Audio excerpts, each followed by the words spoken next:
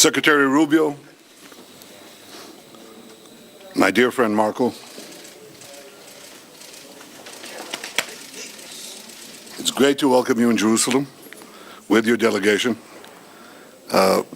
It's great to welcome you in Jerusalem as Secretary of State of the United States. I have to say that this visit comes in the wake of a historic visit to Washington. I've said, and I'm going to repeat it again, because it's so true. President Trump is the greatest friend that Israel has ever had in the White House. And the visit in Washington reflected that in every way, and your visit here reflects it in every way.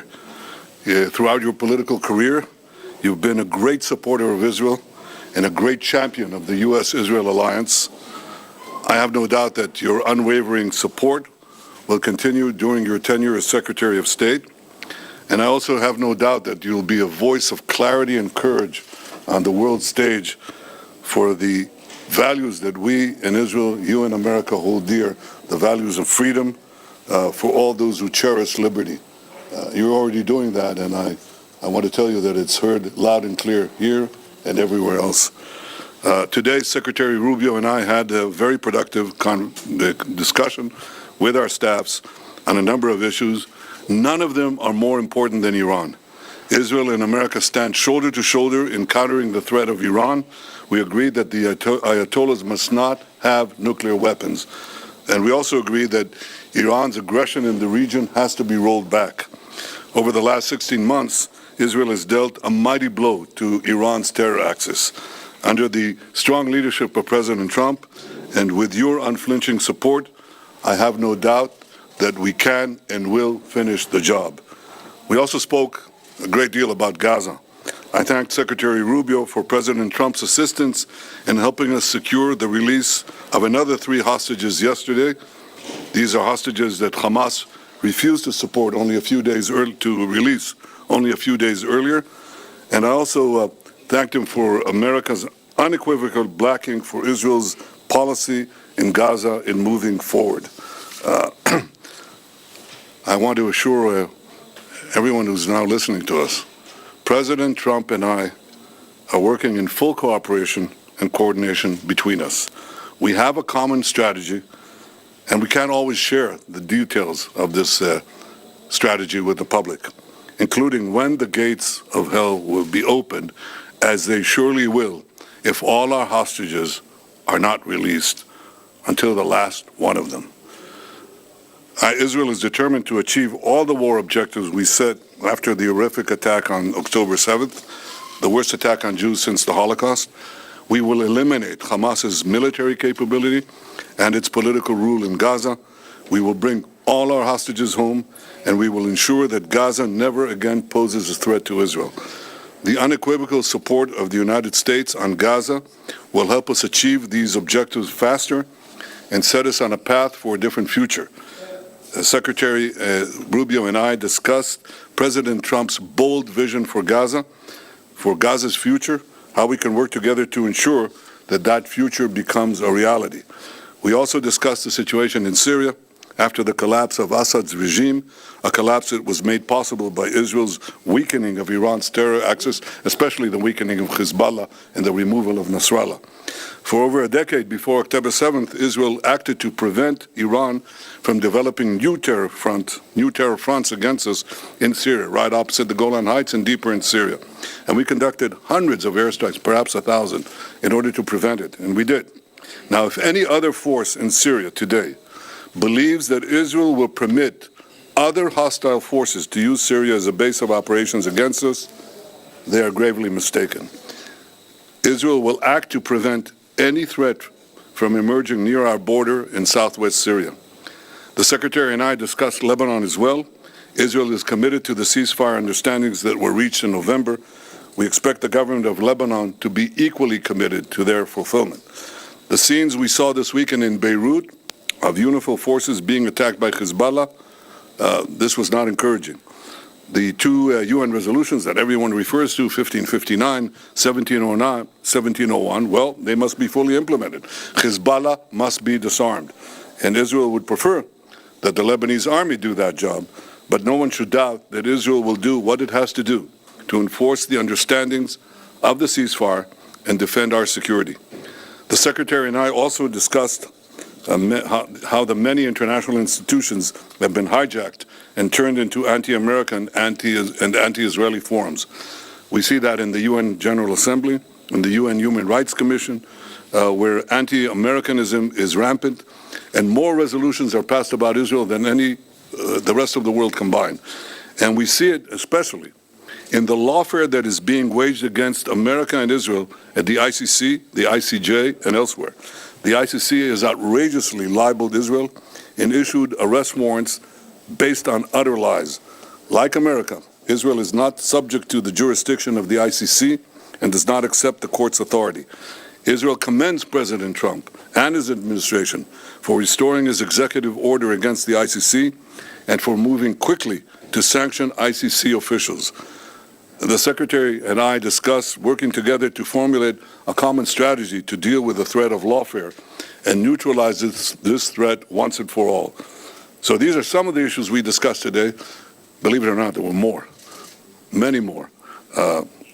We can say that the Middle East today has many opportunities, many challenges, and we think we can realize the opportunities and also meet the challenges. And I have no doubt that working together, America and Israel will overcome the challenges and seize the opportunities. I have to say that I'm absolutely confident that under President Trump's leadership and working together with you, Secretary Rubio, Marco, the best days of our alliance are still yet to come. Welcome to Jerusalem. Welcome, my friend. Thank you. Thank you, Mr. Prime Minister. It is an honor to be back here. I've been here many times before as an American visiting and then as a member of the United States Senate, but now for the first time as the Secretary of State of the United States, and it's an honor to be here. And it's an honor to serve in this role on behalf of President Donald Trump, who, as you've accurately stated, Mr. Prime Minister, is a tremendous friend of Israel. There's been no stronger ally for Israel in the White House than President Trump. He's also a man that speaks clearly and unambiguously and makes clear his views on issues. The first he's made clear is, and as you've pointed out, and the hostages need to come home, they need to be released, and you work in very close coordination with him. He's working in very close coordination, but with the Prime Minister and his government in ensuring that that happens. That must happen. It's not optional.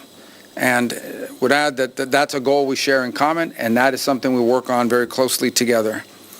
The President's also been very bold about his view of what the future for Gaza should be.